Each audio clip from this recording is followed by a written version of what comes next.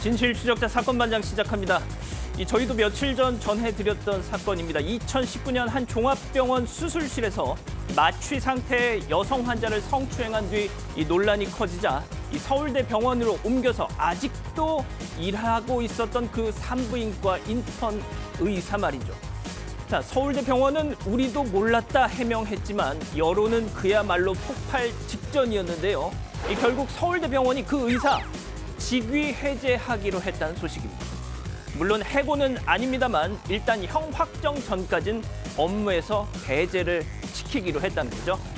여전히 찜찜하기는 하지만 저희도 계속 지켜보겠습니다. 자, 오늘 준비한 사건 해시태그로 소개해 올립니다. 자, 헤어지자는 말에 여자친구에게 흉기를 휘두르고 그것도 모자라 19층 아파트 베란다에서 떨어뜨려 숨지게 한 이 30대 남성. 조금 전 구속영장 실질심사가 시작됐습니다. 이 공사 현장에서 이 사고로 목숨을 잃은 남성이 있습니다. 그 유족 보상금이 나왔죠. 자, 그런데 이 30년 만에 나타난 아들이 내 목도 내놔라 하고 나왔습니다. 법원은 과연 어떤 판단을 내렸을까요? 자, 친딸을 이 성폭행해서 수감된 50대가 아내에게 이혼 소송을 당하고 부동산을 가압류당할 처지에 몰리자 그 부동산을 서둘러 팔아버렸습니다. 과연 법원 누구의 편을 들어줬을까요?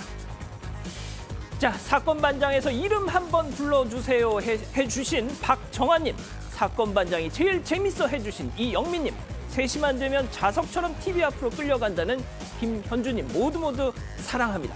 자, 재미는 물론 의리로 함께하는 사건반장, 대한민국과 전 세계 동포 가족 여러분의 시선을 모아서 출발합니다.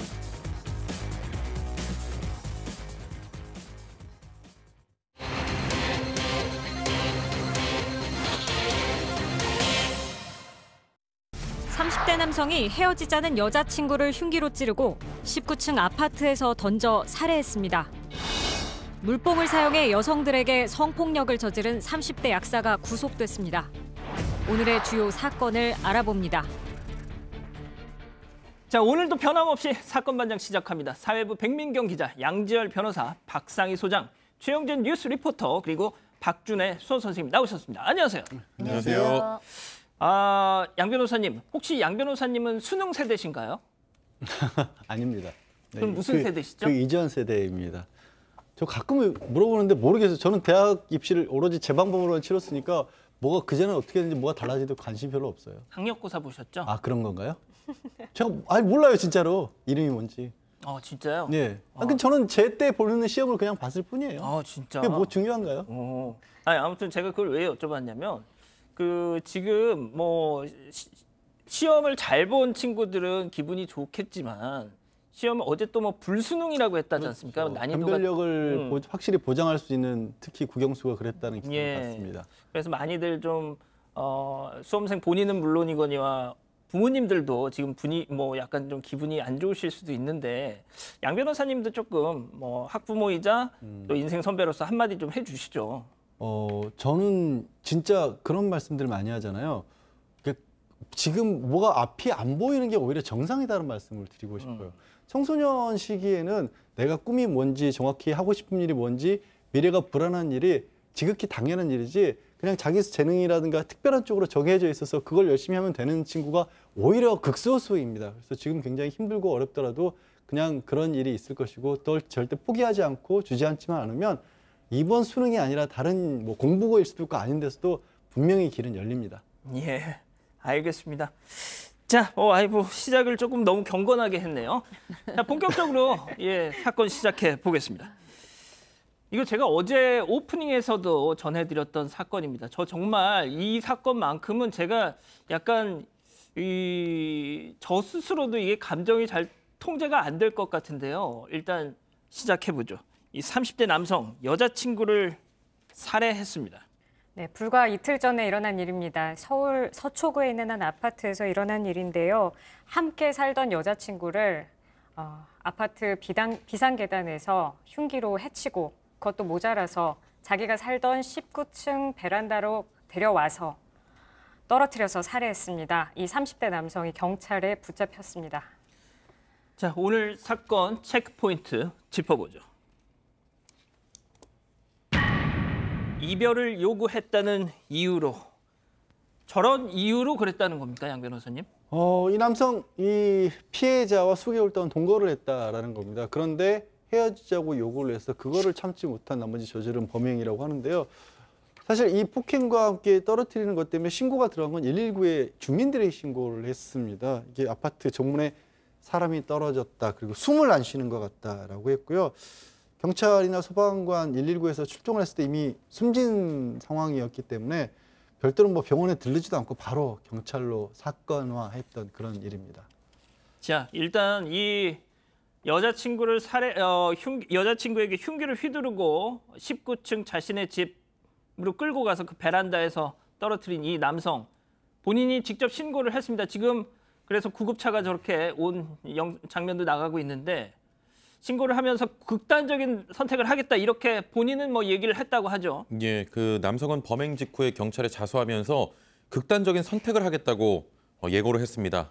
그런데 곧바로 출동한 경찰에 의해서 체포가 됐고요. 남성은 폭력 등으로 경찰 등에 신고된 적은 없었던 것으로 파악되고 있습니다.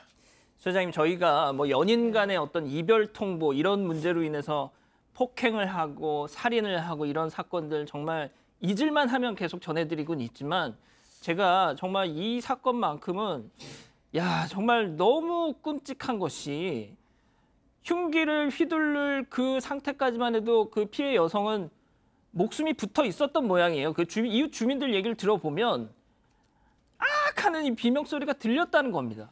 그리고 가봤더니 사람이 떨어져 있었더라는 거예요. 이게 사람입니까, 진짜? 예? 그러니까요. 이 사건은 정말 충격을 주죠. 너무 충격을 주는데, 저도 생각을 해봤어요. 이 남성의 심리가 도대체 뭘까? 근데 뭐 여자친구도 죽이고 나도 극단적인 선택을 하겠다, 그럼 자포자기인가? 자포자기는 아니에요. 그래서 자포자기를 하면 이런 행동이 나올 수가 없잖아요. 그래서 제가 그러면 그 여자친구한테 자기와 헤어지면 얼마나 무서운지 극심한 두려움을 주려고 했을까라는 생각을 해봐도, 그 여자친구한테 한 행동은 여자친구가 극심한 두려움을 느낄 만한 그런 시간적 여유조차 없었어요. 그냥 목숨을 뺏었잖아요.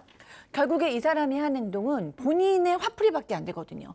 분노풀이밖에 안 되는 겁니다. 내가 너무너무 화가 나는데 내 감정을 내가 어떻게 풀 수가 없으니까 사람을 찌르고, 그걸로 끝나지도 않고 그것만 했어도 그 여자친구 사망에 이를 수 있었는데 던져버린 거잖아요.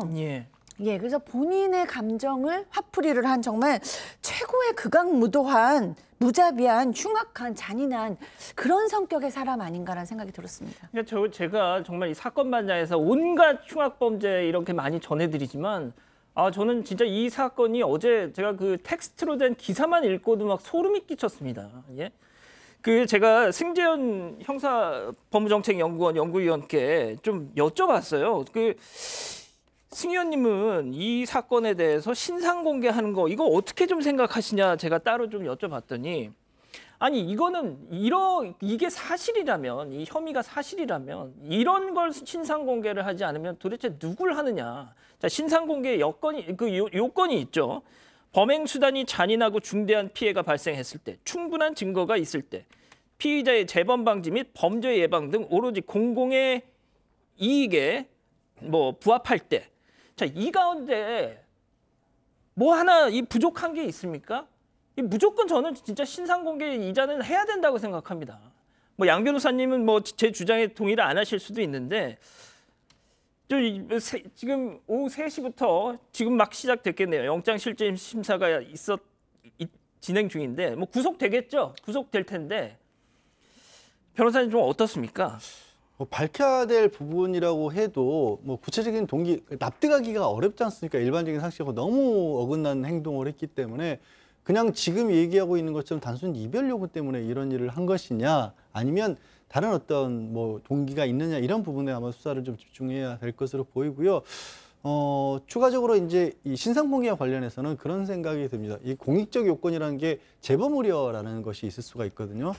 사실 정말로 수사 과정에서 진짜로 연인이라는, 과거 연인이었다라는 이유 때문만으로 사람을 해친 거라면 이 사람이 나중에 또 다른 어떤 관계를 갖지 말라는 보장이 없잖아요. 사실 연령도 상대적으로 젊은 편이고, 그런 측면이 진짜 사실이라면 저도 공개해야 된다는 동의를 합니다. 자, 백 기자, 진짜 지금 몇 번째 백 기자 오고 나서도 이 연인 간의 어떤 폭행, 뭐 살인 이 몇 번이 있었습니까? 최근에도 그 마포에서 황예진 씨 살인 그러니까요. 사건 그것도 보도해 드렸었잖아요. 사실은 저는 이렇게 연인 사이 폭력이 흔한 일인지는 전혀 몰랐었습니다. 근데 오히려 사건 반장에서 보다 보니까 너무 흉악한 사건들이 많아서 너무 걱정이 되는데 실제로도 지난 5년간 경찰에 이런 데이트 폭력으로 신고하고 상담했던 건이 8만 건에 이른다고 합니다. 그리고 그중에 절반 이상은 실제로 피의자로 입건된 경우들도 있었습니다. 이 전문가들은 이렇게 전에 스토킹 처벌법 제정된 것처럼 데이트 폭력 관련한 별도의 법률도 좀 필요하다고 보고 있고 특히 이 피해자가 원하지 않으면 처벌하지 않는 반의사 불벌죄 조항도 좀 개선이 필요하다고 보고 있습니다. 자, 19층에서 사람을 떨어뜨렸습니다. 그것도 흉기에 찔려서 진짜 막 피가 막 이렇게 있는 그런 피해자를 19층에서 떨어뜨렸습니다. 제발 좀 신상 공개해야 된다고 저는 다시 한번 좀 강조를 하고 싶습니다. 자, 첫 번째 사건 이렇게 정리하고요. 두 번째 사건 체크포인트 짚어보죠. 자, 물뽕 성폭행 약사 첫 구속. 백 기자, 이게 어떤 얘기죠? 네, 속칭 물뽕의 원료를 활용해가지고 그 여성을 성폭행했던 약사가 덜미를 잡혔습니다. 이 약사는 30대인데 데이트 앱을 통해서 처음 만난 여성들의 술잔에 이 원료를 넣어서 의식을 잃게 한 다음에 성폭행하는 방식으로 범행을 저질렀습니다. 이 물뽕은 특성상 성폭행 대상이 기억을 하지 못하고 몸에서도 분해가 빨라서 처벌하기가 쉽지 않다고 합니다. 자, 양 변호사님, 그러면은 이 약사는 어떻게 하다가 잡히게 된 겁니까? 정말 천운이었어요.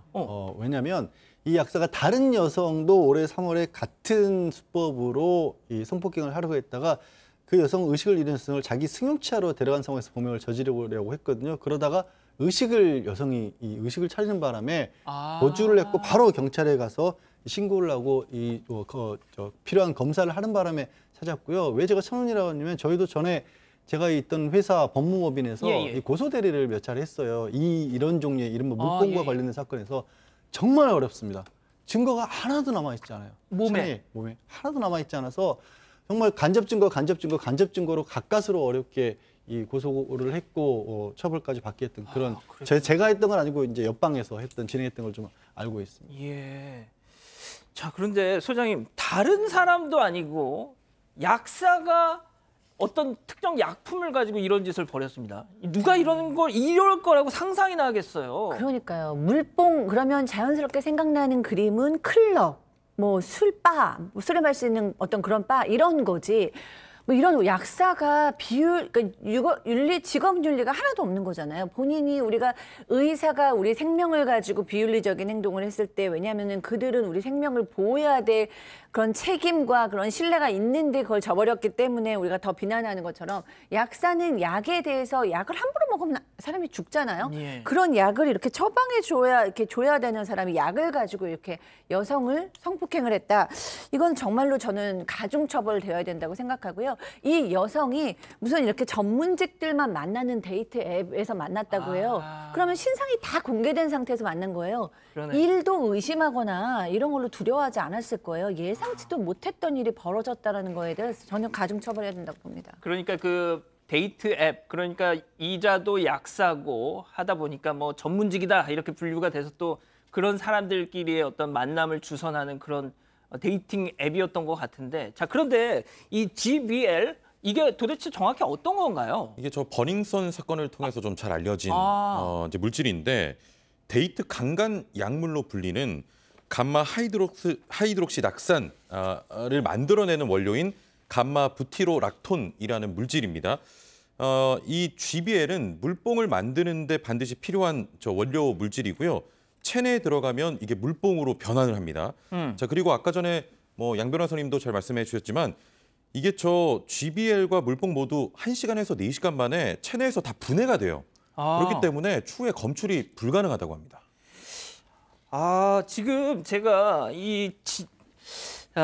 한 그 성폭행 성범죄 피해자 아버님이 저한테 개인적으로 메일을 좀 보내서 억울함을 호소하셨어요. 어떤 내용이냐면 지난 4월에 있었던 약간 유사한 사건인데 이게 물뽕이라는 게 몸에 들어간 후에 이 가해 남성이 10분짜리 불법 동영상을 성관계를 하면서 촬영을 한 겁니다.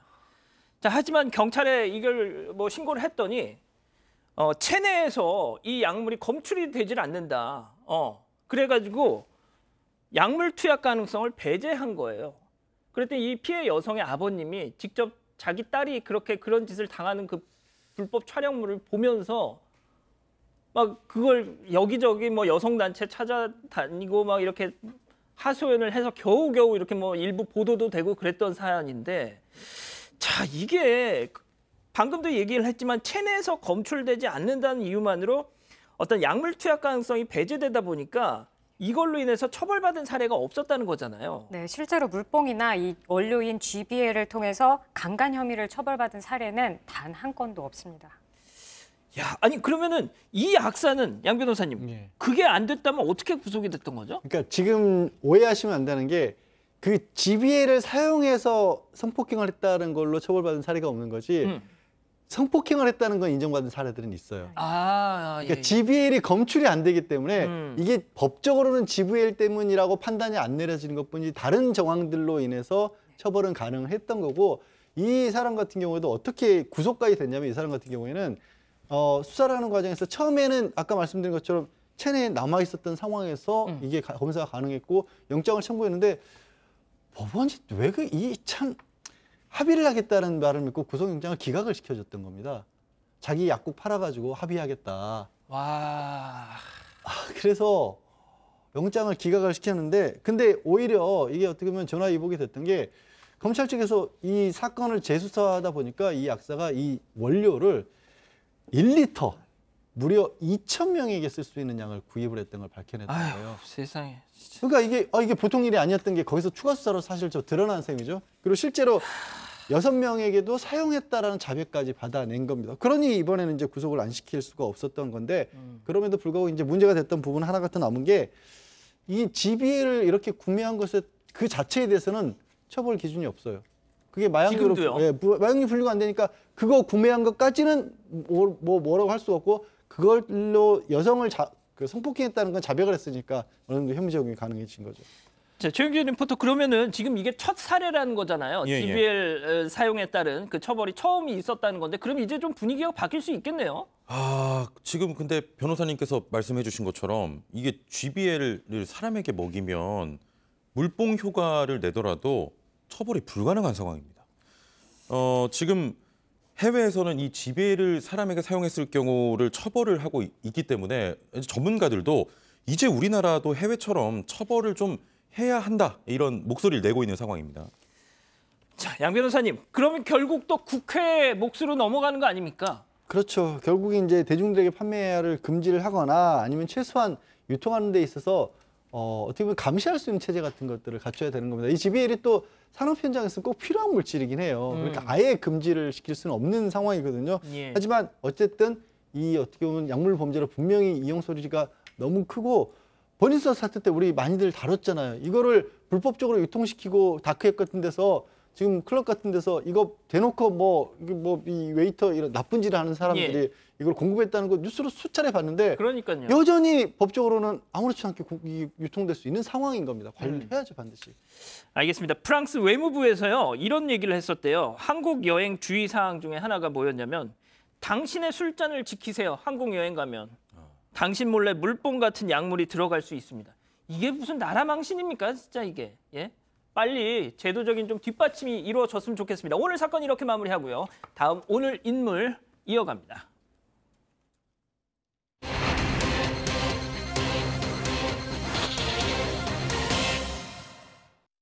공사 현장에서 의식을 잃고 머리를 다친 후 요양병원에서 사망한 한 남성.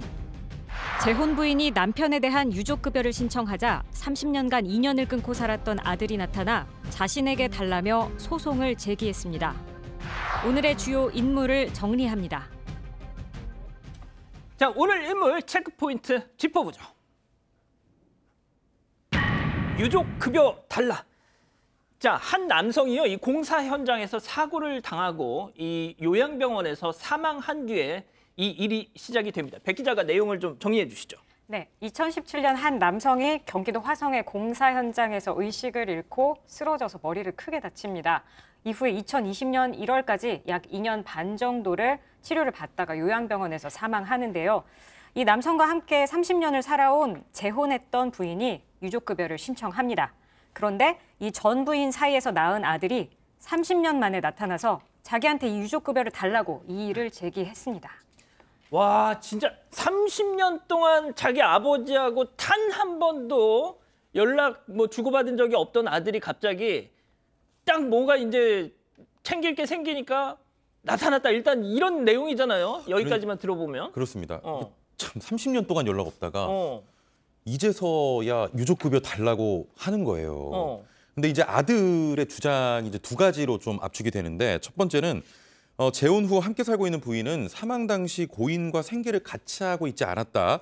사고 이후 제대로 치료를 돕지 않아서 결국 내가 직접 2018년 6월 고인을 요양병원으로 전원을 시키고 사망할 때까지 치료와 간병을 전담했다. 이렇게 주장을 했고요. 두 번째는 이 부인은 장례식장에도 오지 않았지만 나는 장례를 지내고 비용도 함께 부담을 했다.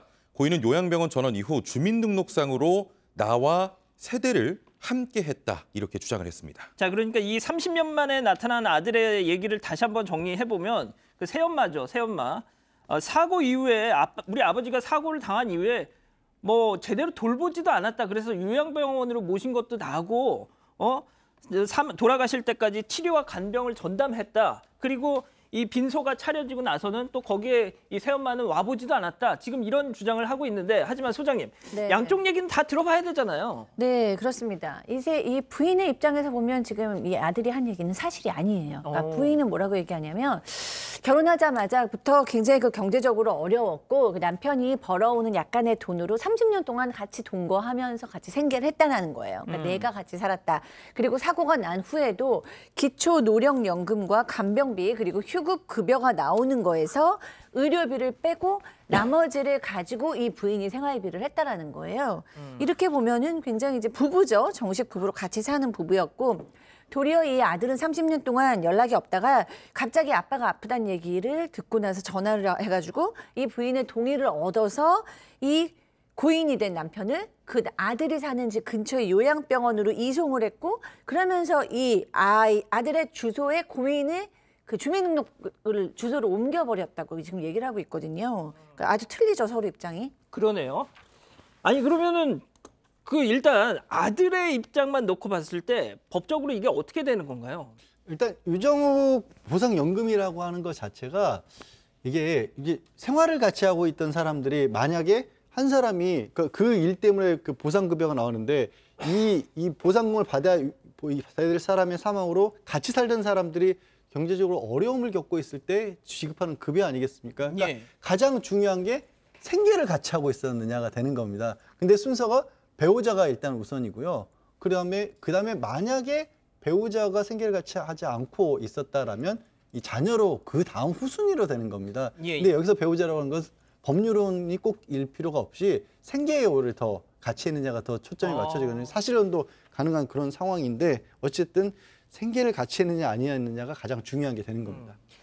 하지만 이 아버지 사고 소식을 듣고 난 이후 그제야 이제 주민등록상 주거지를 이렇게 자기 주소지로 이 아들이 변경을 한 거잖아요. 그래서 주민등록상 생계를 같이 한 유족인 거 아니냐 하는 것 같아요. 지금 이걸 근거로. 그러니까 이제 아까 박수정님이 잘 설명을 한 것처럼 사실상 30년 가까이 생활은 그냥 배우자랑 같이 했던 거예요. 그리고 배우자가 간병도 다 있었고 하다가 정말 이제 요양병원에 간다라고 하는 것은 이제 죽음을 앞두고 있었다라고 할 정도로 굉장히 안 좋은 상황이었던 겁니다.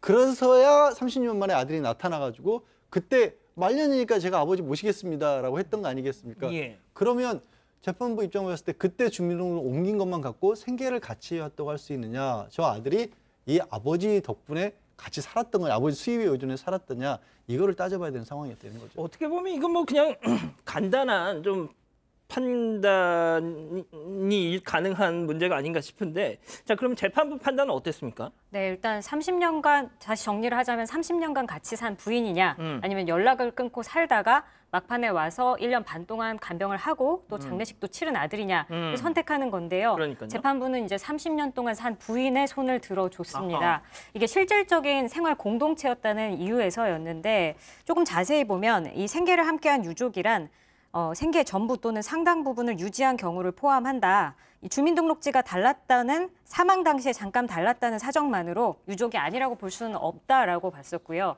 이 아들에 대해서는 30년 이상 고인과 연락을 주고받지 않았다라고 판단했습니다. 자, 양 변호사님, 지금 콜미님이 아우 머리 아파 딴 뉴스 해주세요 이러는데 진짜 좀 쉽게 좀 정리해 주세요. 그렇게 하고 마무리하죠 이거. 아니 같이 살았던 사람이어야 이거를 지금 그분이 돌아가셨으니까 그분이 일한 걸로 먹고 살았던 사람이 계속해서 그 돈으로 먹고 사는 게 맞지 않겠습니까? 갑자기 30년 동안 연락도 하지 않고 있다가 띵 나타나서 주민등록에는 내가 같이 주소로 올라 있어요 라고 하면 재판부 입장에서 어떻게 생각하겠습니까? 왜 이제야 나타나가지고 아버지 모시지도 않아놓고 그래서 배우자가 받는 게 맞다라고 한 겁니다. 그렇군요. 네. 자, 그랬더니 베로니카 하온수아님이 사건 반장에서 다룬 사건들 다 머리 아파요. 알겠습니다. 이 정도로 마무리하고요. 다음 오늘 법 이어갑니다.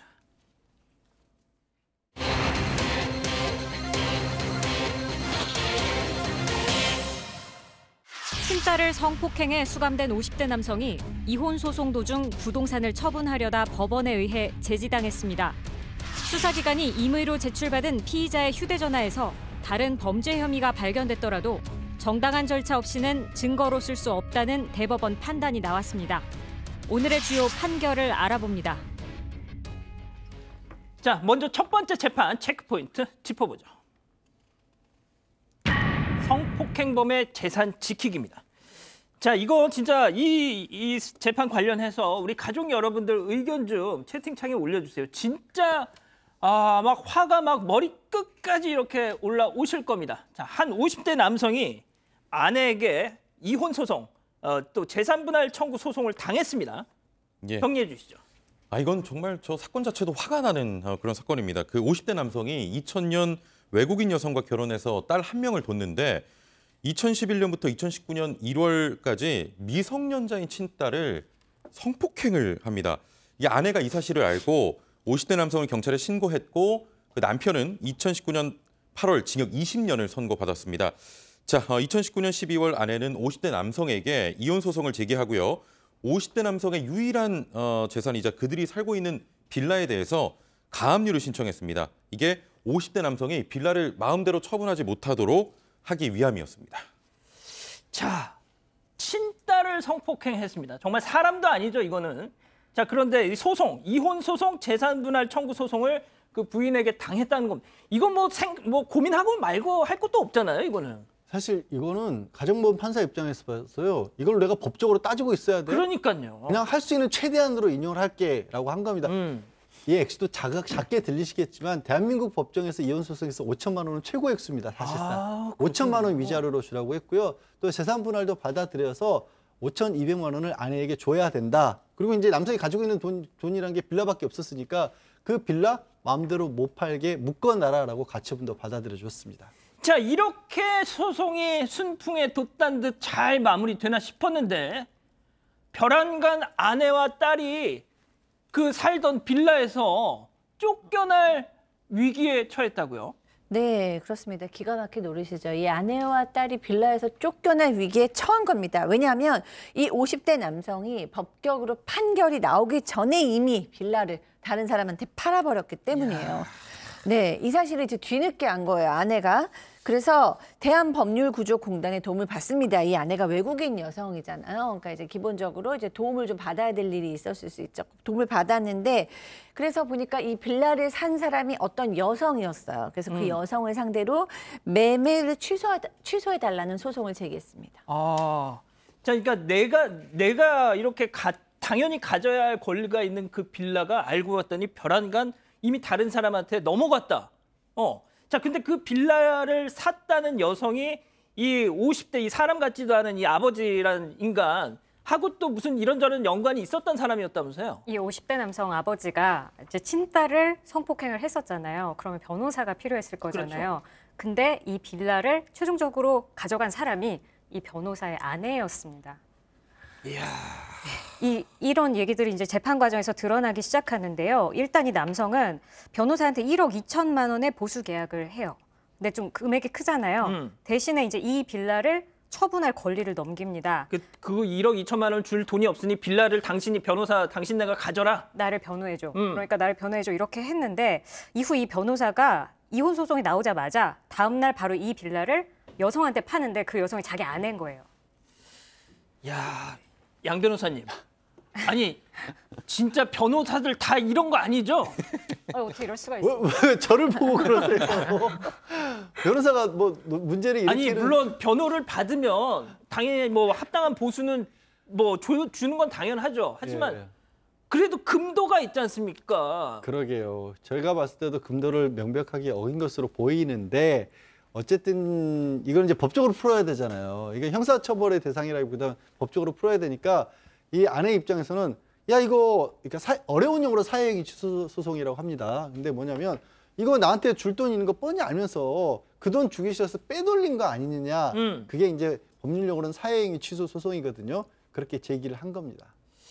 아니 저 소장님, 제가 소장님한테 여쭤보고 싶은 게 두 가지인데요. 첫 번째는 일단 이 진짜 사람 같지도 않은 진짜 자기 와이프와 그 자기 친딸, 더군다나 그 친딸은 지가 직접 이렇게 성폭행을 한 그 피해, 거기 그 줄 것까지 이렇게 뺏어간다는 게 이거는 정말 네. 와 저는 네.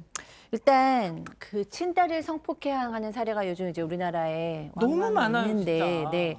사실 이거는 너무나 이제 충격을 주는 거하고 너무 이제 그 여성에게 상처를 많이 주는 거기 때문에 이제 많은 사람들이 이제 이 강력 처벌을 요구하고 있고 충격을 받는데, 사실 이 남자 아버지들도 칠딸을 성폭행하다가 잡히면 어쨌든 굉장히 부끄러워하고 후회는 당연하죠. 하고 당연하죠. 뭔가 미안해하고 그때 당시에 자기가 그렇게 행동을 했던 걸 부끄러워하고 그런단 말이에요. 근데 이 사람은 지금 이런 행동을 하는 거 보면은 그 딸에 대한 죄책감 전혀 없어 보이죠. 그러니까요. 뭐 책임감 당연히 없고요. 그러니까 이제 외국인 여성하고 결혼해서 그 외국인 여성이 딸을 낳았을 때 정말로 딸로 생각을 하고 아내로 생각을 한 건지 본인의 소유물로 생각한 건지, 그렇기 때문에 이 사람들에 대한 미안함도 없고 보여줘야 될 생각도 없으니까 어떻게든지 자기가 살 국리만 지금 마련하고 있기 때문에 사실상 남편으로도 볼 수 없고 아버지로도 볼 수 없다고 봅니다. 소장님 한 가지 더.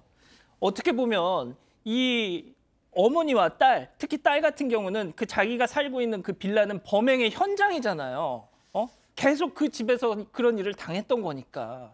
그렇죠. 자, 하지만 그럼에도 이 외국인 엄마, 또 지금 미성년자 딸 입장에서는 그 살던 그 범행 현장에서라도 계속 살아야 하니까 그거라도 계속 붙잡고 있어야 되는데 거기서도 이렇게 또 쫓겨나게 생겼다? 아, 저는 그렇게 또 생각을 해보니까 야, 이거는 정말 못 살겠다라는 생각이 들더라고요. 아, 네, 그렇죠. 사실 이때 보니까 2000년에 엄마가 결혼을 하고 2011년부터 성폭행을 당했다 그러는 걸 보니까 딸이 10살 정도부터 한 19살 정도까지 가장 예민한 사춘기 시절과 10대 시기에 아버지로부터 성폭행을 당했어요. 그렇다면 이것이 사실 정신적으로도 육체적으로도 심리적으로도 너무나 이제 트라우마가 강할 것이고, 당연히 그 자리에서 떠나는 것이 좋습니다. 그 빌라에서도 이제 당연하죠. 이주하는 것이 좋고 아버지하고도 완전히 이제 연락을 안 하는 게 좋고, 그러니까 완전히 그 옛날의 추억으로부터 이렇게 안전하게 피신을 시키는 게 첫 번째기는 한데요. 이제 그럴 수 있는 환경이 앞으로도 만들어져야겠지만 기본적으로는 살아야 되는 기본적인 재산이 있어야 되잖아요. 집도 있어야 되고 벌이도 있어야 되는데, 과연 외국인 여성으로 이제 와서 결혼을 한 어머니께서 어떤 능력을 가질 수 있을까가 좀 걱정스럽고, 딸은 이런 트라우마를 가진 상태에서 과연 엄마에게 또 방패막이가 서로 돼줄 수 있을까 또 걱정스럽기 때문에 이 모녀 정말 사회가 도와주었고 지켜줘야 되지 않을까 싶습니다. 자, 재판에서 이 변호사 측과 아내 측 각각 또 어떤 주장을 폈습니까? 그거 설명해야 되는 제 입장이 또 굉장히 난감합니다. 뭐라고 하실지 제가 걱정스럽긴 한데. 예, 일단 알겠지만 해보세요. 그럼. 그러니까 아까 말씀드린 사회행위라고 하는 게 아무 때나 되는 건 아니고요. 분명히 이게 내가 만약에 이걸 가져오게 되면 다른 사람이 손해를 입을 거라는 걸 알면서, 그리고 최소한 알 수 있으면서 그런 행동을 해야 되는데, 이 변호사는 뭐라고 했냐면 아니 이 사람이 성범죄 사건을 저질렀지 않았냐. 예. 진딸 성폭행으로. 그러니까 굉장히 급하게 변호사 수임료를 내야 될 상황 아니었냐. 우리는 이 성범죄 사건의 수임료를 받으려고 한 거지 이혼 소송에서 재산 분할 청구를 해줘야 되는지 몰랐다라고 얘기를 했어요. 그 변호사가 그렇게 했다고. 지금 그 얘기를 하는 순간 옆에 계신 박 소장님이 피식 웃었어요. 제가 그런 게 아니라 그 변호사가 그렇게 주장을 했다라는 거예요. 왜 저를 노려보세요 그렇게. 아니 진짜 변호사 다 이렇습니까 진짜? 아 그럴 리가 없죠 지금. 전국에 지금 혹시 이분 누군지 개인적으로 아세요? 제가 어떻게 알아요? 지금 변호사가 전국에 얼마나 많은데요. 그래서 말씀하세요. 이 분들, 그러니까 아내 측을 도와줬던 변호사도 있었습니다. 그분도 변호사였어요. 예. 그렇지 않습니까? 아, 그러네요. 아내 측을 도와준 변호사에서 아니 딸을 성폭행해서 지금 형사처벌까지 받게 된 사람인데 그러면 부인이 그 이혼 소송을 당연히 하려고 어떻게 다른 사람들은 변호사가 어떻게 그걸 모르겠느냐? 자, 바로 그 부분. 양 변호사님, 모른다는 게 이게 말이 됩니까? 그게 말이 안 되죠, 사실. 그러니까 이 아내를 도와준 변호사, 다시 한번 말씀드립니다. 변호사가 아내도 도와줬습니다. 그 변호사도 그렇게 재판부에 강력하게 주장을 했죠. 자, 그래서 어떻게 모르겠냐? 그래서 재판부의 판단은 어떻게 나왔습니까? 네, 이 재판부는 이 변호인 좋지 않게 봤습니다. 이 형사 사건의 변호인이 수임료 명목으로 부동산 처분권을 넘겨받은 것도 그런데 이걸 자신의 아내한테 매도했다라는 거를 좋게 보지 않았습니다. 아주 매우 이례적이라는 표현을 사용했었고요.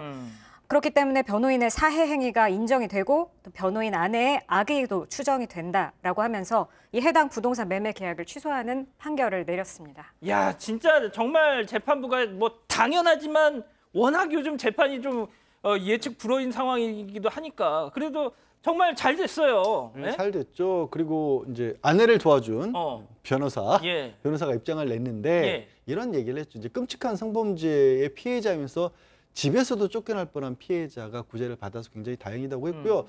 덧붙인 게 저는 좀 되게 좀 찜찜합니다. 뭐라고 덧붙이셨냐면 이런 식으로 그러니까 이 변호사 수임료를 내야 된다는 명목으로 부동산을 빼돌리는 행위도 제동이 걸리게 됐다라고 밝혔다는 얘기가 있거든요. 이런 일을 해왔던 사람들이 또 나쁜 변호사들도 있었다는 얘기가 그러네요, 진짜. 그러니까 어느 사회나 그렇듯이 이 악마의 변호인도 있는 거고요. 또 그걸 막는 변호인도 있는 겁니다. 양 변호사님은 막는 변호사 아니면 악마의 변호사? 악마의 변호사가 여기 앉아 있으면 저는 대마왕이게요. 아 진짜요? 알겠습니다. 아무튼 계속 지켜보기로 하죠, 우리 양 변호사님. 자, 첫 번째 재판 이렇게 마무리하고요. 두 번째 재판 체크포인트 짚어보죠. 증거 있지만 처벌 못한다. 자, 이 사건 7년 전으로 거슬러 올라갑니다. 한 대학 교수가 남성 대학 교수가 남성 제자를 불법 촬영했다가 발각되면서 시작된 재판입니다. 네, 오늘 진짜 전문직들 왜 이러죠? 약사, 변호사, 그러니까, 진짜 그러네. 교수. 진짜 그러네. 네, 저희가 너무 옆에 지금 변호사. 그러니까 예. 우리가 다 너무 점잖게 토론하는 것 같아요. 이 전문직들에 대해서 좀 강하게 얘기해야 될 것 같아요. 이번에 또 40대 남자 교수인데요. 이 교수가 제자와 함께 술을 마십니다. 그러니까 이제 제자가 뭐 아들 같기도 하고 친구 같기도 하고 그랬을 수 있죠. 남자 제자입니다. 남자 교수고. 술을 마시고 있다가 이제 잠들었는데 이 제자가 딱 일어나 보니까 이 교수가 자기 신체를 찍고 있는 거예요. 진짜 너무 소름 끼치잖아요. 다행스러운 건 바로 가서 이제 남자다 보니까 완력이 또 뭐 이겼겠죠. 그래서 가서 이제 신고했다고 합니다.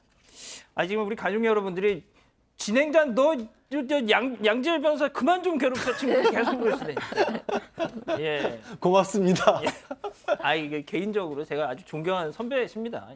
자, 아무튼 백 기자, 이 당시 이 제자가 현장에서 그 교수 자신의 몸을 찍고 있던 교수 이 휴대폰을 뺏어서 그 경찰에 냈다는 거 아니에요? 제출했다는 거 아니에요? 맞습니다. 휴대폰 2대를 뺏어서 경찰에 제출했습니다. 2대였는데요. 제출을 하면 이제 경찰에서 조사를 하잖아요. 어떤 영상들이 있는지 이런 것들을 보는 과정에서 2014년에 있었던 범행인데요. 한 해 전인 2013년에도 똑같은 짓을 다른 제자들한테 했다는 걸 알게 됐습니다. 그러니까 2014년 범행을 조사하던 중에 다른 휴대폰에서 2013년 범행도 드러난 건데 자, 두 건 모두 재판에 넘겨졌죠. 재판 결과부터 좀 짚어드리면 일단 1심은 2013년, 2014년 모두 유죄를 보고 교수에게 징역 6개월에 집행유예 1년 선고했고요. 40시간의 성폭력 범죄 재범 예방 수강을 명했습니다. 자, 그런데 2심은요. 2013년의 범행은 좀 증거 능력이 없다 이렇게 보고 무죄를 선고했고요. 2014년 범행만 유죄로 인정해서 벌금 300만 원 선고하고 20시간의 성폭력 치료 프로그램 이수를 명령했습니다. 자, 1심하고는 다르게 2심에서는 2013년 그러니까 다른 휴대폰에서 발견된 그 사건에 대한 범죄는 무죄로 봤어요. 맞습니다. 어. 네, 2013년 범행을 발견했을 때 이걸 수사하려고 하면 별도의 압수수색 영장이 필요했다라고 보는 겁니다. 그러니까 절차적으로 이게 잘 지켜지지 않았기 때문에 이 교수, 그러니까 이 가해자인 교수가 해당 영상의 분석 과정에 참여할 수 없었고 그런 참여권이 없었기 때문에 이 절차를 제대로 지키지 못해서 증거 능력이 안 된다고 봤습니다. 자, 그러니까 해당 그 피의자가 뭐 이렇게 포렌식을 하거나 이런 과정에서 참여권이 보장받았지 못했기 때문에 그거는 이 증거 능력이 없다 뭐 이런 내용인 것 같은데, 자, 양 변호사님, 그럼 대법원은 어떤 판단을 내렸나요? 대법원도 2심과 마찬가지 판단이 내려졌어요. 그래서 우리 뭐 방송 보시는 분들이 아니 범죄를 저지른 게 뻔한데 왜 그거 증거 없다라고 그거를 무시를 하느냐라고 그렇게 생각하실 수도 있는데요. 요즘에 굉장히 나라를 흔드는 굵직굵직한 사건과 관련해서도 휴대전화가 등장하는 경우가 많지 않습니까? 맞습니다. 그리고 일상생활의 전부가 사실 휴대전화에 들어있거든요. 제가 뭐 굳이 말씀은 안 드리겠지만 이혼소송에서도 휴대전화 정말 중요한 역할을 합니다. 거기 개인 기록들이요. 정말 24시간 그 사람이 뭐하고 다니는지 다 담겨 있다고 보면 됩니다. 위치까지 다 나와요. 예. 그래서 이거를 만약에 그러니까 수사기관에서 그냥 임의로 들어보다 볼 수 있게 된다. 그냥 조그만 구실이라도 있으면 가져와봐. 그래서 다 열어보게 된다라고 하게 되면 개인들이 받는 피해가 굉장히 클 수가 있어요. 이거를 이 교수를 봐주기 위해서가 아니라 진짜 공권력이 너무 큰 힘을 쓰는 것들을 좀 막아야 된다. 그러니까 영장 받아가지고 아무 때나 예를 들어서 니네 집 한번 들여다볼까? 이렇게 물쑥 들어오는 거 상상도 못 하잖아요. 그러니까 별건으로 확대해 나가기 시작하면 한도 끝도 없어지는 거예요. 그건 정말 휴대전화가 어느 순간 압수수색을 당하는 순간 나의 모든 것이 다 공개가 된다. 그럼 죄 안 짓고 살면 되지라고 얘기할 수도 있지만 그렇죠. 그거는 죄 안 짓고 살면 되지? 어? 예, 그렇게 한번 털어볼까요? 저한테 줘보세요. 저한테 줘보세요. 저 좀 잡아주세요. 저 좀 잡아주세요. 저 드릴 수 있어요. 좀 줘보세요. 네. 진짜 자신해요? 저 만들어낼 수도 있어요. 만들어내면 안 돼요. 만들어낼 수도 있어요. 그게 무슨 뜻이에요? 예? 만들어낸다는 게? 만들어낸다는 게 아예 없다는 건 아니지만 그러니까 이만한 꼬투리를 법적으로는 좀 큰 일처럼 문제 삼을 소지가 있고요. 또 마지막에 무죄로 밝혀지더라도요. 제가 만들어낸 얘기가 무슨 얘기냐면 고소장을 그럴듯하게 만들면 수사를 일단 받아야 되잖아요. 수사 받으면 재판도 받아야 되잖아요. 마지막에 무죄 받는데 3년 걸렸어요. 그동안 회사 어떻게 다닐 거예요? 한 사람의 인생이 너무 힘들어질 수 있거든요. 그러니까 그런 것들을 막자는 거예요. 그렇군요. 자, 그러면은 증거는 있었지만 능력을 인정받지 못해서 그랬던 그 범죄는 그럼 앞으로도 영영 처벌 못하는 건가요? 그러니까 다른 식의 증거가 있지 않는 한 혹시라도 이 교수가 그거를 자기 PC에 다운을 받아놨다. 그러면 압수수색 영장을 발부받아서 정상적인 절차로 그 PC를 받다라면 이제 처벌을 할 수가 있게 되죠. 그 방법이 아니고 그 휴대폰만 있어서라면 어렵습니다. 그렇군요. 알겠습니다. 일단 그래도 죄 안 짓고 살면 되는 겁니다. 물론 그렇죠. 네. 물론. 네. 근데 그렇게 되면 우리 변호사님들이 또 일이 없어졌잖아요. 영업이 좀 안 되잖아요. 아니 저는 이혼 소송을 하면 되니까. 진짜 양 변호사님 제가 존경을 하고 싶다가도 저런 말씀 드리면 사건 반장이 나오면 되니까. 사건 반장. 충실하면 되니까. 알겠습니다. 자, 오늘 법 이렇게 마무리하고요. 계속해서 별별 상담소 이어갑니다.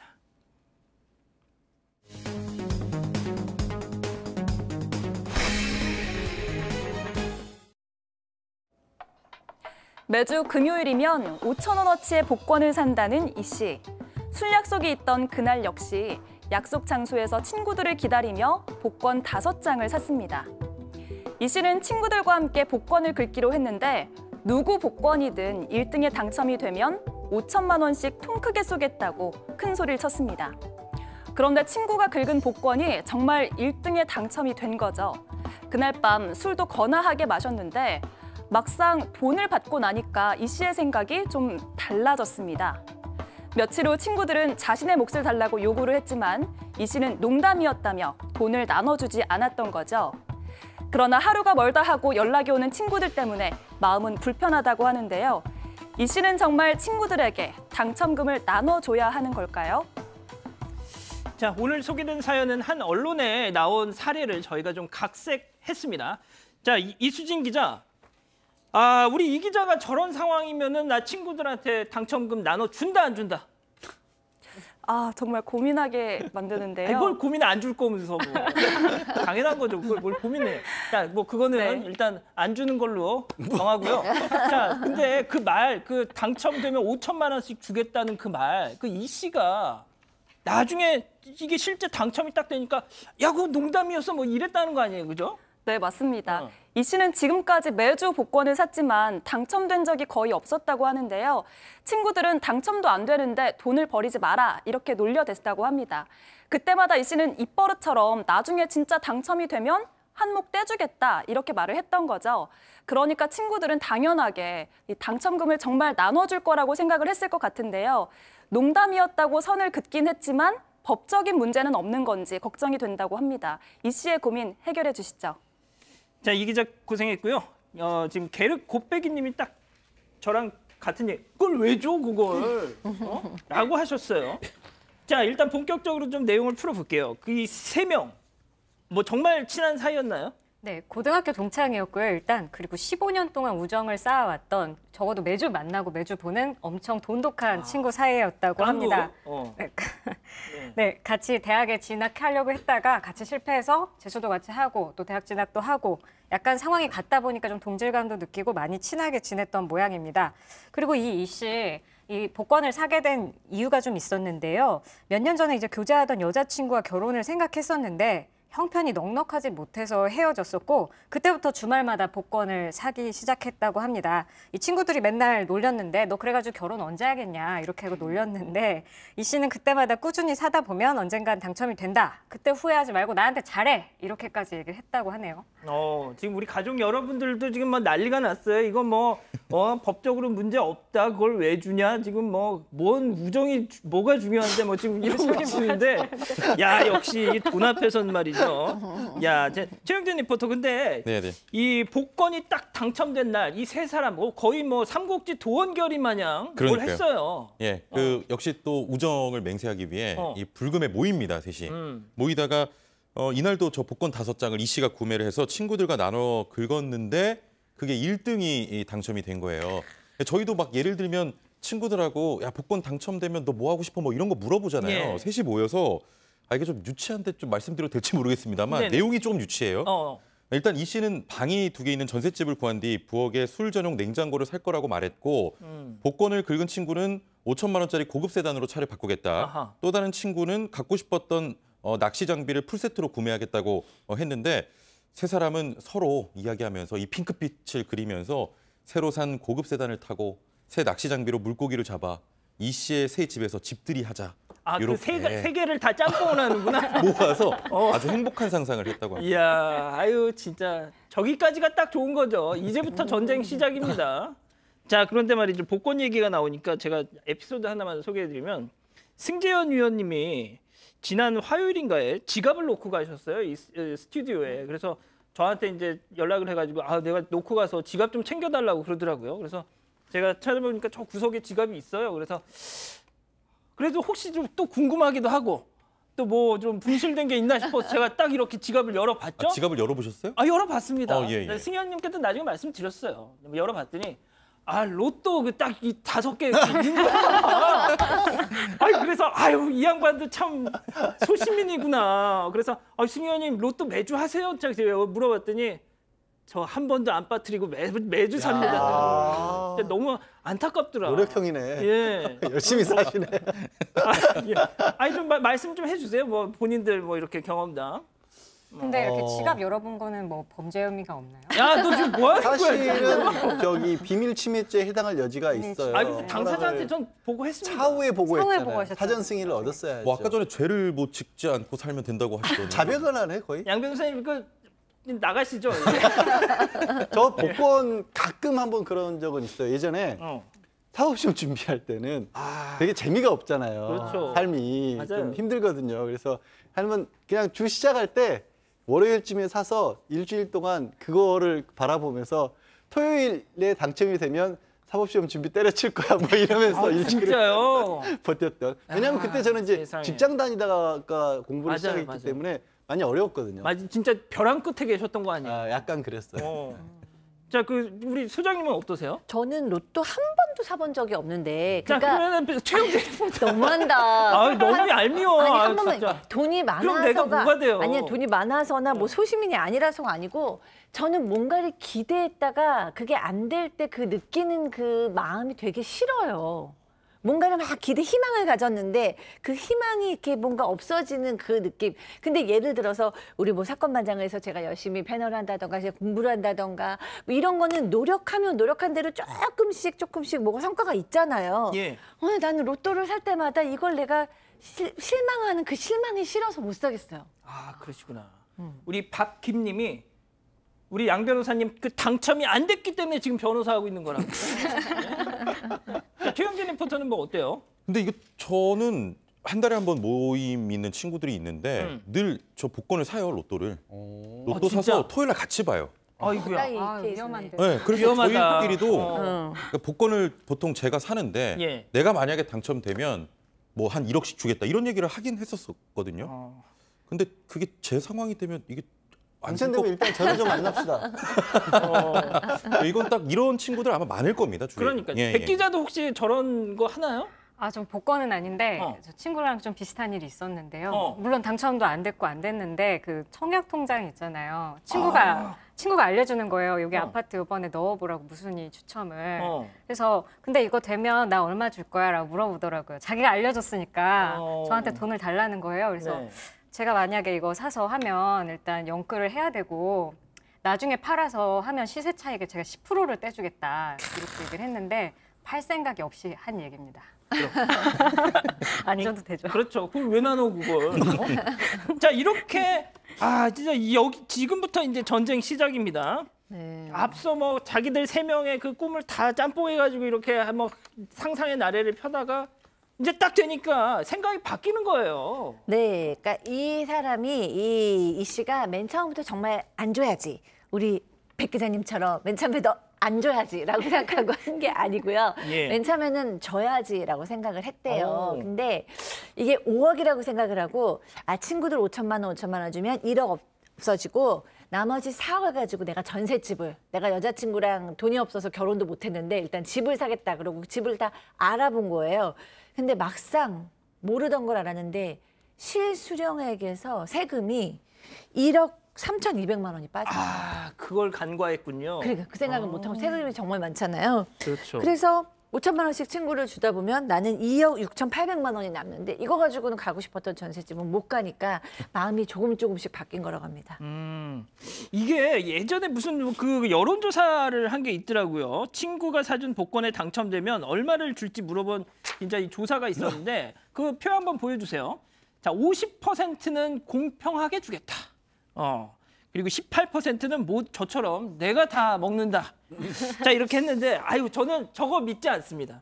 저 공평하게 5대5로 나누겠다는 저 50% 막상 자기 일이 되면 그렇게 안 해요. 근데 이게 이제 같이 사가지고 친구가 긁어줬으면 뭔가 그 친구의 행운빨 이런 것도 좀 영향이 있는 건 아닐까 싶어서 해줘야 되는 게 아닐까요? 앵커님은 어떻게 하실 거예요? 제가 먹는다니까. 저 친구가 어딨어 지금. 내 당장 나도 급한데. 예? 전 이런 사람입니다. 예. 자, 아무튼 근데 말이죠. 설문조사만 봐도 일단은 돈을 나누겠다라는 내용이 압도적이었는데 이 친구들 역시도 이 씨가 그렇게 해줄 거라고 그냥 덜컥 믿고 있었던 거잖아요. 네, 이제 철석같이 믿었던 것 같습니다. 일단은 15년 이상의 우정도 있었고 항상 내가 뭐 돈이 중요하냐, 우정이 중요하지 이렇게 얘기를 해왔기 때문에 그래서 무엇보다도 이제 그 도원 결의가 있었잖아요. 내가 받으면 이거 할 거야, 저거 할 거야. 받았으니까 뭐 차를 살 거야, 뭐 그런 얘기를 다 했기 때문에 믿었는데 이 씨가 연락 끊고 잠적을 했어요. 그러니까 이 두 친구가 배신감에 법학과 나온 우리 양 변호사 같은 친구를 찾아가서 조언을 구했다고 합니다. 진짜 변호사님들이 여기저기서 많이 나오네요. 진짜 이 참. 전 철학과 나왔습니다. 자, 최영진 리포터 그래서 이 법대 나온 친구한테서 조언을 받아서 또 이렇게 또 자기의 어떤 뭔가 좀 꿍꿍이가 달라진 게 있나요? 예, 법대 나온 제가 말씀을 좀 맞다. 드리겠습니다. 법대 나왔어. 법대 나왔어. 법대는 저기가 나왔어요? 네, 법대 근데 나왔어. 지금 이 지점이 이제 포인트예요. 어. 어떻게 보면 생각을 지금 뭐 의견들을 내시는 애청자분들도 좀 생각의 변곡점이 될 수 있는데 이제 그 법대 나온 친구가 이렇게 말을 한 거예요. 그 친구가 당첨금 나눠준다고 했던 그 증거를 좀 찾아라 이렇게 조언을 한 거죠. 그래서 이 친구 둘이 증거가 뭐가 있지 하다가 동영상 찍은 걸 기억한 겁니다. 아유, 그런 걸 왜 찍어? 근데 그게 아유, 진짜. 찍은 게 뭐 복권 당첨되면 나 준다고 뭐 약속하는 영상 찍 이런 게 아니라 예. 좀 취기에 서로 도원결의 하면서 5천만 원 전세, 뭐 만세, 제네시 땡 그 자동차 브랜드, 네. 뭐 마포구 입성, 뭐 참치야 기다려 뭐 이렇게 외치면서 자기네들끼리 그냥 신나서 우정 다지려고 찍었는데 예. 거기에 당첨금을 나눠주겠다고 한 내용의 이 씨의 목소리가 녹화가 된 거예요. 예. 그러니까 이 씨가 당첨금 나눠주지 않자 이제 이 두 친구가 자 증거 영상 있지 않느냐 하고 세상에. 동영상 보내면서 너 이제 약속 지켜 증거 있다 이렇게 한 겁니다. 와. 자, 친구들 입장에서는 이 구두로 한 약속이지만 이 약속의 증거를 찾아냈다는 얘기가 지금 나왔는데요. 자, 이쯤에서 별별 상담소 오늘의 궁금증 짚어봅니다. 자, 양 변호사님. 이거 진짜 나눠줘야 됩니까, 이거? 사실 이 받아서 나눠서 긁었잖아요. 응. 나눠서 긁었고 또 만약에 나눠주겠다는 얘기까지 해놨으면 그리고 말로 했다라는 것에 대해서 오해들 하는데 저희는 이제 항상 뭐든지 서류로 남겨라 하다못해 찍어라라는 얘기를 드리지만 예. 그거는 입증이 쉽기 때문에 그런 거지 그냥 말을 했다고 해서 효력이 없는 건 절대 아니거든요.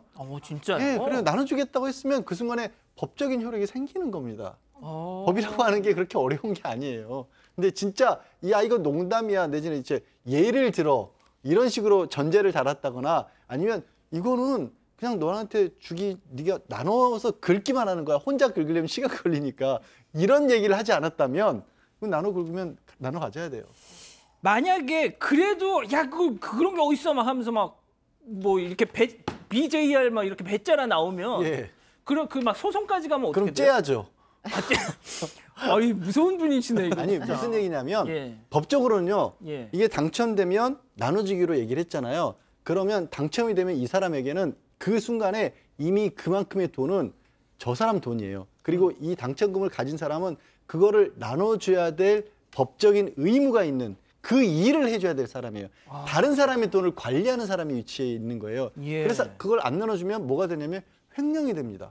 와, 실제로 그렇군요. 처벌받은 사례가 있어요. 실제 처벌도 받았어요? 실형까지도 선고받았어요. 돈을 안 준 거예요? 네. 그럼 소장님, 저 이 얘기 들으니까 진짜 친구를 알게 되면 사귀지 말자 이런 생각이 좀 드는데. 어렵네요. 예, 근데 정리해 주시죠. 예. 근데 제가 어떻게 정리를 하겠어요? 정리는 못하고 제 의견만 얘기를 네, 하면 네, 네. 저는 근데 사실 이 친구들도 돈 안 준다고 법적으로까지 소송을 거는 걸 보면 이들의 우정이 정말 우정이었나?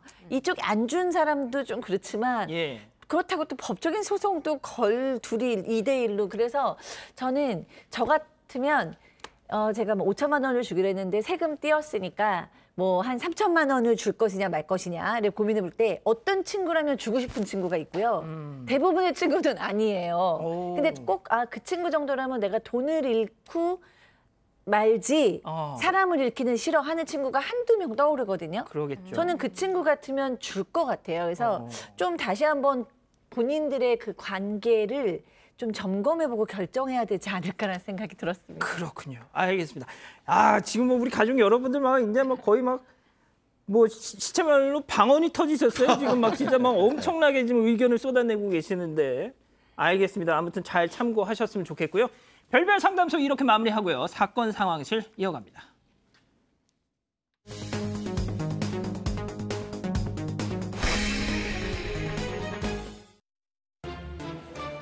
지금 이 시간 사건 상황실에 올라온 화제의 뉴스입니다. 제주에서 중학생을 살해한 백광석과 김신남에게 검찰이 사형을 구형했습니다. 어제 열린 결심 공판에서 검찰은 백광석과 김신남에게 사형을 선고해달라고 요청했습니다. 침입 시기와 방법을 모의하는 등 범행이 치밀하게 계획된 점에서 두 사람이 처음부터 피해자를 살해할 의도로 주택에 침입했다고 판단한 겁니다. 이어 죄질이 불량하고 검거 후에도 서로 책임을 미루며 유족에게 극심한 고통을 주었다며 구형 이유를 덧붙였습니다.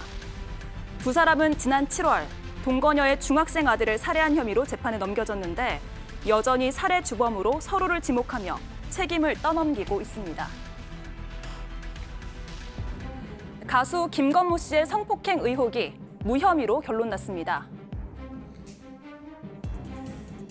어제 검찰은 김건모 씨 성폭행 사건을 불기소 처분했다고 밝혔습니다. 다만 성범죄 고소 사건이라 불기소 이유는 설명하기 어렵다고 덧붙였는데요. 김건모 씨 측은 일반 시민들로 구성된 위원회에서 김 씨의 객관적인 자료들을 상당 부분 받아들여서 불기소 의견을 낸 것이라고 주장했습니다. 지난 2019년 한 유튜브 채널에서 3년 전 김 씨가 술집에서 여성을 성폭행했다고 주장했고 이후 해당 여성이 김 씨를 성폭행 혐의로 고소했습니다. 자, 양 변호사님, 경찰은 뭐가 됐든 혐의가 인정된다고 해서 검찰로 보낸 건데 이렇게 됐네요. 근데 검찰에서도 쉽지는 않았던 모양입니다. 상당히 모호했고 또 사회적 파장도 굉장히 컸기 때문에 조금 전에 들으신 것처럼 시민위원회에 이거를 넘겨서 일반인들이 봤을 때는 어떻습니까? 라고 물어봤는데 시민위원회에서 이게 혐의가 없다라는 쪽으로 결론을 냈고 검찰도 그걸 그대로 이제 수용을 한 거죠. 그래서 저도 이제 말하는 것처럼 내용이 왜 그랬는지는 알 수가 없지만 분명한 건 검찰 입장에서도 상당히 어려웠던 사건인 겁니다. 그렇군요. 자, 제주 중학생 살해범 사형 구형. 자, 검찰은 최고형 사형을 구형했네요. 이게 혐의를 다시 한번 정리를 해드리면 동거녀의 중학생 아들을 무고한 이제 중학생 아들을 살해한 건이잖아요. 어른 둘이서. 맞습니다. 일단 이 백광석 검찰은 여기서 성인 2명이 중학생을 잔인하게 살해했고 또 매우 치밀하게 범행을 계획했다면서 맞아요. 백광석은 이 피해자가 적대감을 보였다는 이유로 김씨남은 사실 아무 이유도 없는 거죠. 경제적 이득을 위해서 주저없이 살해에 가담했다고 이 사형을 구형한 이유를 밝혔습니다. 양 변호사님, 이게 저는 당연히 또 무기징역 되겠죠, 감형이 될 겁니다. 근데 이제 두 사람의 태도가요, 정말 끝까지 비난을 받아 마땅한 정도의 상황이에요. 자기들끼리 이제 막 핑퐁하고 있어요, 지금. 그러니까 마지막 최후 변론에서조차도 나는 해칠 생각 없었다. 제가 그랬다, 제가 그랬다, 그리고 자기들끼리 막 자기들끼리 그러잖아요. 최후 변론에서도 그러고 있거든요. 정말 이 세상을 이렇게 마감한다고 엄마를 지키려다가 떠난 학생이지 않습니까? 언제쯤 죽음에 대한 용서를 빌까요, 이들이? 그러니까 말입니다. 자, 이 기자 다음 소식 이어서 전해주시죠. 네, 전화번호를 바꿔주는 기계를 이용해서 보이스피싱 범행을 저지른 일당이 적발됐습니다. 방으로 들어서자 수십 대의 휴대전화가 가득합니다. 상자를 열자 해외 발신 번호를 010 번호로 둔갑시켜주는 기계도 들어있습니다. 이들은 지난 6월부터 약 2개월 동안 중국 보이스피싱 조직을 도와서 모텔 등에 변작 중계기를 설치해 55명에게 17억 원을 가로챘습니다. 주기적으로 장소를 옮기는 방식으로 경찰 추적도 따돌렸는데요. 방에 휴대전화가 많이 설치되어 있다는 모텔 사장의 신고로 덜미가 붙잡혔습니다. 경찰은 사기 등의 혐의로 14명을 검거하고 이 중 5명을 구속했습니다. 도로를 건너는 할머니를 도와준 오토바이 운전자 영상이 공개됐습니다. 지난 15일 폐지를 유모차에 실은 할머니가 도로 한복판에 서 있습니다.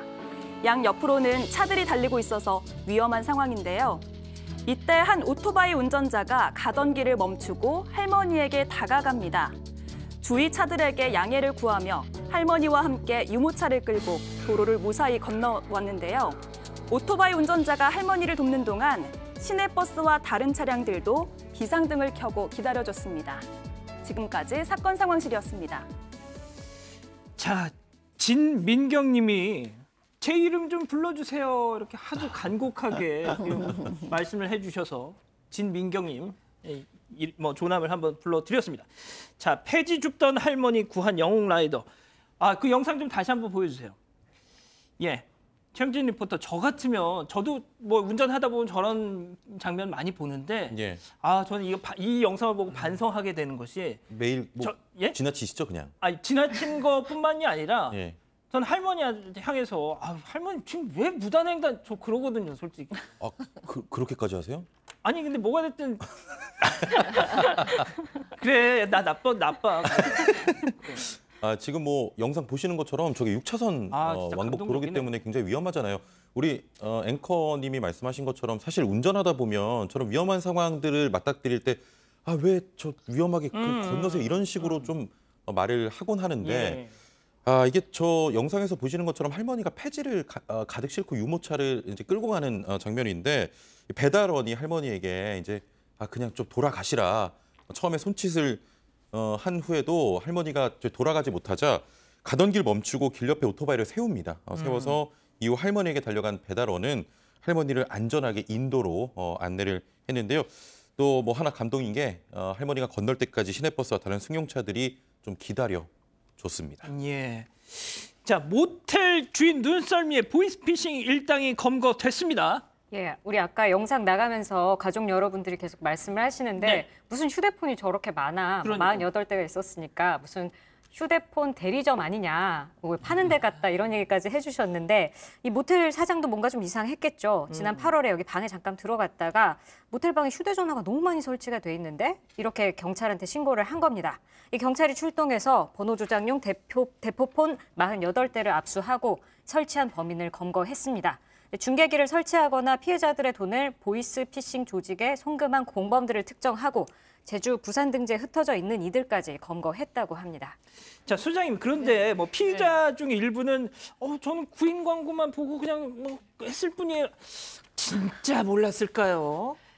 뭐 정확하게 뭔지 몰랐을지 몰라도 범죄에 가담되어 있다는 건 알았을 거고. 느낌은 왔을 거 아닙니까? 당연하죠. 예. 네, 뭐 휴대폰을 이만큼 쌓아놓고 몰래 막 얘기하고 이러는 건데. 네, 근데 이제 어쨌든 그들이 뭐라고 얘기했냐면은 우리는 그냥 인터넷 안에 재택 알바다, 고수익 알바다 이런 글을 보고 연락을 했다.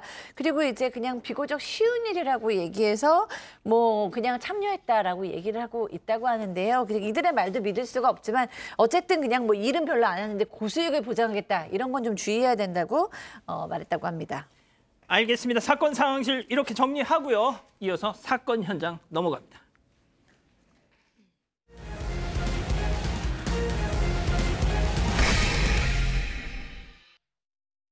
자, 신개념 소통방송 사건반장, 우리 가족 여러분들 또 뭐 유튜브나 또 제 개인 메일 또 저희 사반 이메일 등등으로 보내주신 이런저런 사연을 좀 소개해 드릴 텐데요. 성남시 분당구 정자동의 샤인스토리에서 사장님이신 것 같아요. 일 대신 사건반장만 보고 계신다는 이 보배님, 사건반장 보다가 시래기 국 냄비 홀딱 태워버리신 박주희님, 사건반장 사반 가족회의까지 보려고 가게 브레이크하고 계신다는 신원호님, 미국 플로리다 촌구석에 사신다는 이명화님, 버지니아의 켈리 권님 등등 모두 감사합니다. 자, 오늘 찾아갈 첫 번째 현장 태국으로 가보시죠.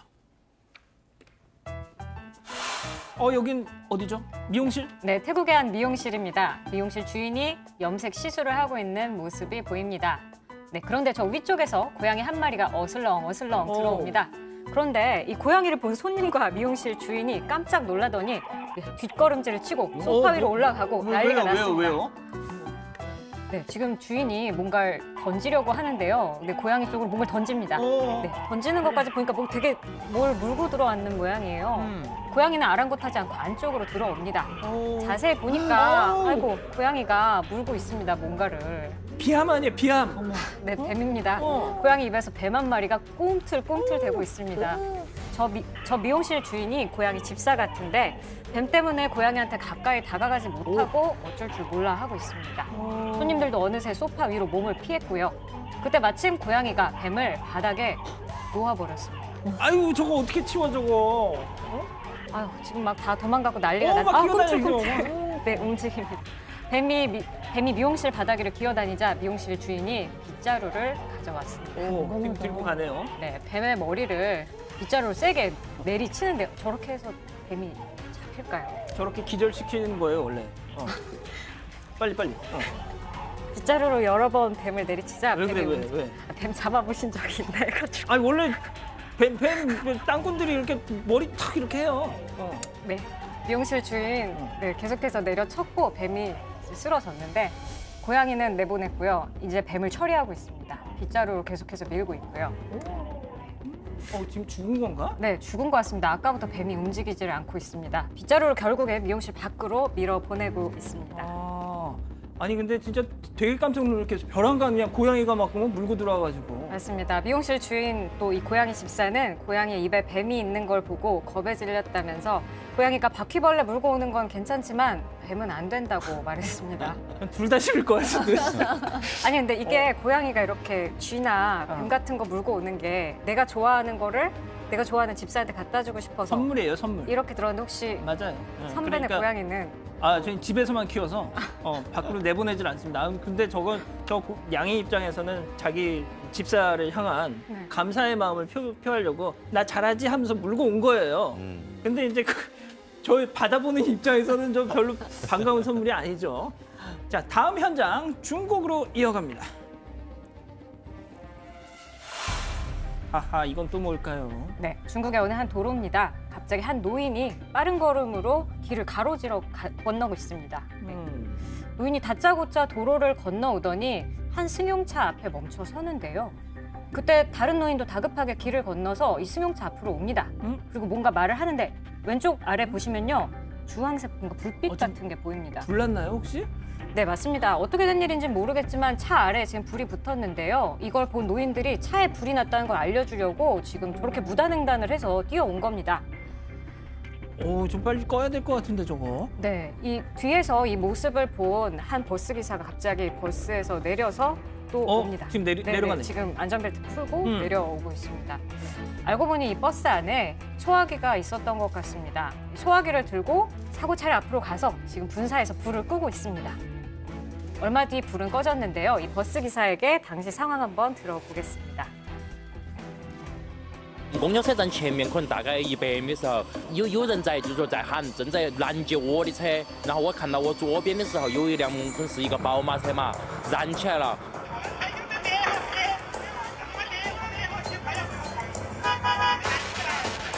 我下车的时候看到那个是个女士，好惊慌失措的，然后她在找施救，而她车上的自己也有那个灭火器，但是她已经忘记了。 일단 다친 사람은 없었겠죠? 네, 다행히 또 다친 사람은 없었다고 합니다. 화재 소식을 알리기 위해 길을 건넌 두 노인과 또 소화기로 불을 끈 저 버스기사 없었다면 더 큰 사고가 날 뻔했습니다. 자, 다음은 최근 온라인에서 화제가 되고 있는 영상입니다. 화면 보시죠. 스테이크 아닙니까? 네, 색깔이 아주 좋아 보이는 소고기가 보이죠. 소고기 위에 소금을 뿌린 뒤 그대로 비닐봉지에 넣어서 진공 압축 밀봉 기계로 밀봉을 하는데요. 자, 밀봉된 소고기를 냉장고 냉동실에 넣는 건가 했더니 다짜고짜 식기세척기에 저렇게 넣습니다. 아니 저걸 왜 저기다 넣어요? 예, 일단 식기세척기를 켠 다음에 96분 코스로 설정을 맞추고 세척을 시작합니다. 예, 96분 뒤 세척이 끝나고 식기세척기를 열었더니 물기가 서린 비닐봉지가 보이는데요. 세척 코스를 갓 끝낸 소고기 과연 어떻게 됐을까요? 자, 비닐봉지에서 소고기를 꺼내봤더니 소고기가 맛있게 익은 듯 보입니다. 저게 가능해요? 네. 자, 그런데 여기서 끝이 아닙니다. 이 영상 속 주인공은 이 소고기를 바로 프라이팬에 옮긴 뒤에 버터와 마늘, 허브와 함께 굽는데요. 겉면이 잘 익었을 때 좀 직접 소고기를 썰어봤습니다. 보이십니까? 속은 촉촉하고 겉은 바삭한 스테이크가 저렇게 완성이 됐습니다. 야, 96분 코스. 이거 기억해야 되겠네요, 이거. 방금 보신 저 조리 방법이 우리가 흔히 아는 수비드 기법이라는 건데요. 밀폐된 비닐봉지에 담긴 음식물을 미지근한 물 속에 오랫동안 데우는 조리법입니다. 이렇게 조리를 하면 수분은 유지가 되고요. 또 맛과 향이 보존되고 식감 또한 부드러워진다고 합니다. 자, 미국 CBS 방송의 한 기자가 자신의 SNS에 올린 이 영상이 화제가 되자 미국 각지에서 식기세척기로 수비드 스테이크를 만드는 사람들이 늘어나기 시작했는데요. 식기세척기로 돌린 소고기를 먹어도 정말 괜찮은지 또 수비드 스테이크의 맛은 어떤지 셰프의 이야기를 들어보겠습니다. Since it's in these waterproof airtight bags, it's not going to get any water in it from the vacuum. So it's only going to cook in its own juices and kind of concentrate the flavor. How? It gets so hot for such a long period of time. Now, most dishwasher cycles last an hour and a half, 2 hours long. Right. And at that temperature, for that amount of time, we are going to get the most perfectly cooked steak. 네, 소고기뿐이 아니고요. 당근, 새우, 감자 등 많은 요리를 식기세척기로 할 수 있다고 하는데요. 아, 사방가족 여러분, 오늘 저녁 식기세척기로 이거 뭐 말씀드려도 돼요? 요리 한번 해보시는 건 어떨까요? 적혀 있습니다, 이렇게. 예. 근데 소장님, 네. 이게 96분 코스잖아요. 네. 전기요금 무지하게 나올 것 같은데. 그러니까 저도 그 전기요금이 너무 많이 네. 나오지 않을까라는 생각이 들었는데 아마 그 식기세척기 맨 마지막에 따뜻한 물로 예. 막 속독하잖아요. 네네네네. 그것 때문에 저렇게 되나 봐요. 그렇지만 너무 좀 전기 낭비 같은 느낌이 있어요. 식기를 세척할 때 하면 되잖아요. 저것만 하지 그러면 않고. 거품 막 나오는데 아니 그래도 밀봉 돼 있으니까. 끝나고 두 분이서 따로 얘기하시죠. 네. 자, 다음은 브라질로 이어갑니다. 무슨 상황일까요? 네, 한 남성이 인도 끝에 걸터 앉아 있습니다. 그의 오른편에 뭔가가 놓여 있는데요. 바로 목발입니다. 뭐죠? 다리가 좀 불편해 보이는 분 같은데 자, 그런데 이때 한 남성이 새 것으로 보이는 목발을 가지고 인도에 걸터 앉은 남성에게 저렇게 다가갑니다. 남성은 목발을 보자마자 저렇게 건네주고요. 목발 보자마자 앞으로 쓰러지면서 오열하기 시작합니다. 왜 오열을 할까요? 저 남성 오른다리가 없는 노숙자라고 하는데요. 예. 목발이 부러져서 움직이지도 못하고 저렇게 멍하니 계속 앉아 있었던 겁니다. 아이고야. 자, 그런데 저 남성분이 새로 산 듯한 목발을 들고 찾아와서 감동을 했던 거죠. 와. 남성은 감정에 복받쳐 울고 있는 노숙자를 달랬고 곧바로 손을 잡고 이렇게 세웁니다. 세상에. 네, 저렇게 이렇게 세우고요. 그리고는 그가 목발을 쓸 수 있도록 또 도와줬습니다. 이 모습을 본 한 남성이 차에서 내려 노숙자에게 손수건 같은 걸 건네는 모습도 방금 보실 수 있었습니다.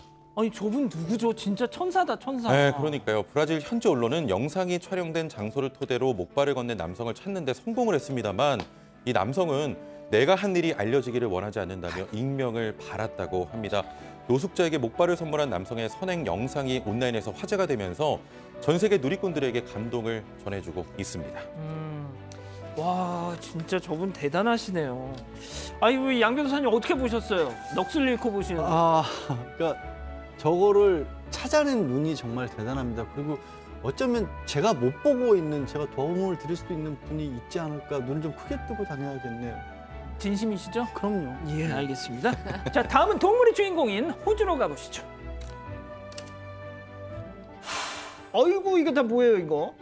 이 시뻘건 무언가가 도로 위를 엉금엉금 기어가고 있습니다. 이 낙엽인가요? 우와. 이 붉은 물결을 이루고 있는 것처럼 보이는 건 홍게입니다. 홍게들이 떼를 지어 이동 중인 겁니다. 지금 단체로 지금 어디 가고 있는 거예요, 지금? 여기가 크리스마스 섬인데요. 이 숲에서 살던 홍게들이 번식을 위해 바다로 나서고 있는 거라고 합니다. 해마다 이맘때쯤이면 호주 크리스마스 섬에는 이렇게 홍게들의 행렬이 이어진다고 하는데 섬 전체를 뒤덮는 홍게의 수는 약 6천만 마리입니다. 2,000명 남짓인 섬 인구의 3만 배에 달합니다. 와, 저러면 사람들 못 지나가겠네요, 저러면. 너무 많이 저렇게 가면. 맞습니다. 그래서 크리스마스 섬에 이 붉은 행렬이 시작이 되면 도로 곳곳이 폐쇄가 됩니다. 주민들이 정성을 다해서 이 홍게들을 바닷가까지 에스코트하기도 합니다. 홍게 전용 육교까지 설치해서 홍게들을 안전하게 유도하고요. 차들은 특수 장비를 바퀴에 장착한 채 저속 운전을 한다고 합니다. 지나가는 거 보이죠? 저렇게 하면은 홍게가 다치지 않는 모양입니다. 네. 이런 식으로 호주 국립공원관리청은 번식을 위해 바다로 떠나는 홍게들의 행렬을 적극 보호하고 있습니다. 그렇군요. 자, 그러면 바다까지 근처까지 가면 그 다음은 어떻게 되는 거예요? 본격적인 짝짓기에 나서게 되는데요. 바다에 도착한 수컷은 바다의 구덩이를 파고 암컷을 기다린다고 합니다.